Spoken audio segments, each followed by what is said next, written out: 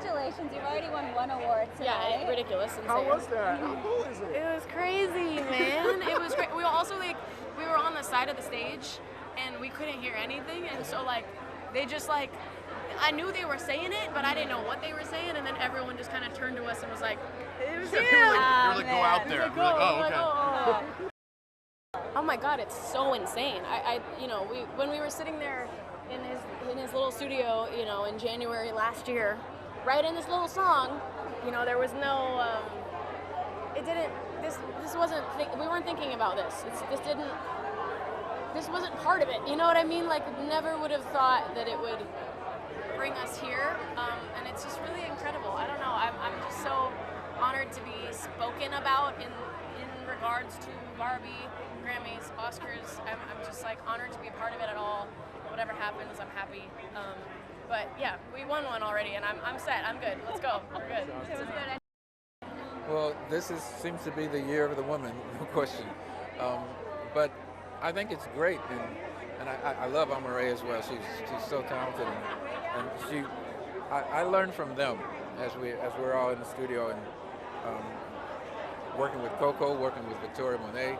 Just there are just things about that working with SZA. You know, all of these girls have their own thing, and they have their own independence, so to say, at this point. So it's a great thing to see. How does that feel? You know, it's so funny because I sang before I acted, and acting is what caught on first. So to have my show debut at the same time as my first adult EP was really like a full circle moment of all my childhood dreams coming into fruition.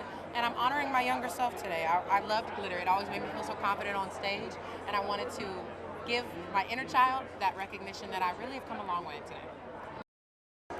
Well, it always starts folk on the guitar, and then depends on what producer I'm working with, what they inspire in me. The woman I've been working with lately, Linda, we speak the same language when it comes to 90s grunge and rock, and it's fun and it's loud, and like I will never get tired of singing super sad songs, just me and my guitar. I also really like making the audience headbang. Right. No, exactly. Yeah, you know, it's interesting because labels oftentimes do a good job of reducing the amount of confusion that people have when understanding something. But sometimes when you label people, you miss the nuance, the beauty of their complexity. And so I feel like, man, God has wired me to be complex and nuanced. And when someone just says, oh, I know what that is, a Christian or it's faith or it's gospel, they miss all the complexity that exists within me. And so I don't think anyone wants to be identified or labeled as, you know, whatever people misinterpret. I think they want to be experienced, and that's what I want to be, is experienced, and for people to deal with who I am in my music. Well, the parents are turning them on to us, you know, and not a lot of the younger generation, but she already sort of knew, you know, because she lived with it.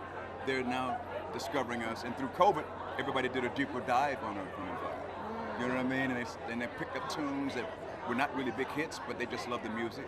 And don't forget, we're in Trolls, and we've done Minions and animation, so a lot of the younger kids discovered us through animation movies too.